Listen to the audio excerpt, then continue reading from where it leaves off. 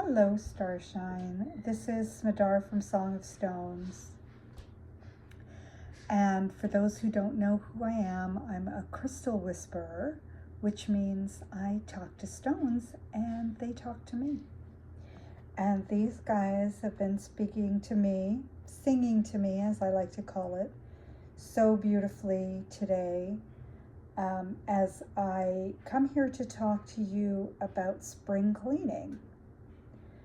We talked last week about crystals for spring, and this week I wanted to share some thoughts and ideas about connecting with crystals when you're doing your spring cleaning.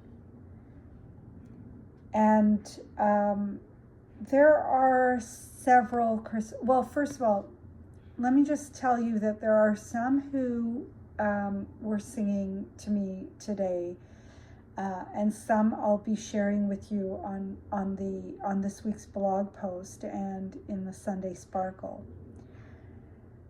But I want to say that the crystals that are singing today and that I'm sharing with you are just a suggestion.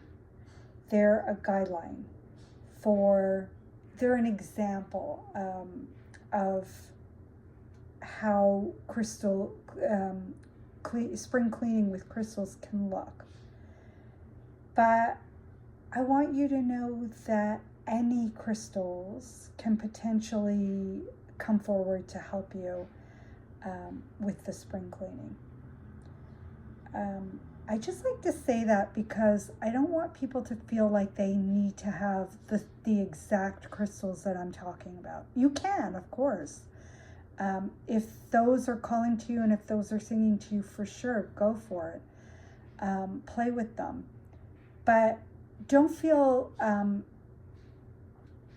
like these are the only crystals that you can use for spring cleaning and the only crystals that will help you, because they definitely will help you, but they are not the only ones.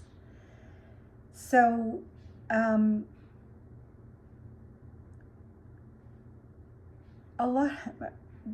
perfect example, a lot of the crystals that I'm going to show you were not even ones on the list today. The list that I'm sharing on the blog post of crystals that can help you with spring cleaning. For instance, amethyst is here, but the other crystal I was going to talk to you about is vanadinite, and I hope that I pronounced it right. But those two are really great crystals to help when we have a shopping addiction, or we tend to hoard, or if we're just wanting to stop bringing in more clutter. Because part of spring cleaning and part of decluttering, because they're the same thing, is also not bringing in new stuff. Because we can get rid of all the clutter that we want, but if we don't break the pattern of having too much stuff in our lives, then it's not going to matter much, no matter how much spring cleaning we do. So that's a good place to start. And when I'm talking about spring cleaning, I'm talking about cleaning our homes for sure, but we can also look at our bodies and our thoughts and our hearts. We can cleanse on an inner level as well. And honestly, that's probably the best place to start. To clear our thoughts, to clear our emotions, to see what's stuck in our bodies. Because when we do that, the stuff outside of ourselves tends to kind of take care of itself.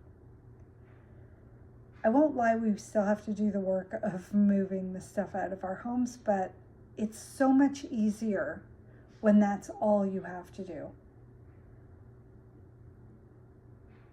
And what I mean by that is if we're holding on to stuff at an emotional level, it's going to make it harder to clear it out. But also, when we've cleared something like an old pattern or an old heartbreak or an old grudge, and there are things in our home that are attached to that, then it's going to be so much easier to release.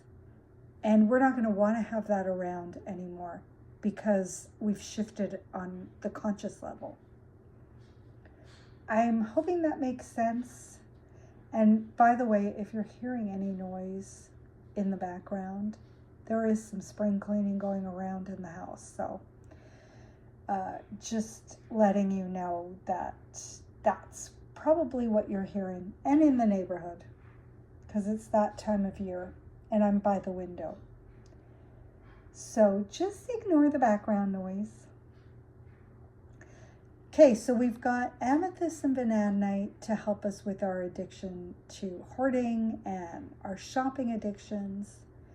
And then we can bring in a heart stone, something pink, something for the heart. And it doesn't have to be pink, because as you can see, I've got a celestite cluster in the back. The blue cluster, and the gorgeous blue cluster in the back is a beautiful heart stone. I've spoken about it many times before because it's such an amazing crystal. And then we've got pink tourmaline. I talked about pink quartz or pink rhodochrosite is a beautiful stone for bringing in some self-love when we just clearing can bring up some tender things, and there's a lot of self-blame that can happen when we are clearing stuff out and we're dusting things away, and we can get hard on ourselves for how we let our lives get so cluttered. And then the green stones for spaciousness and freshness. I talked about green chrysoprase, but this green crystal literally fell out into my pile, and I knew I had to share it because, you know, sometimes we're looking for one stone and another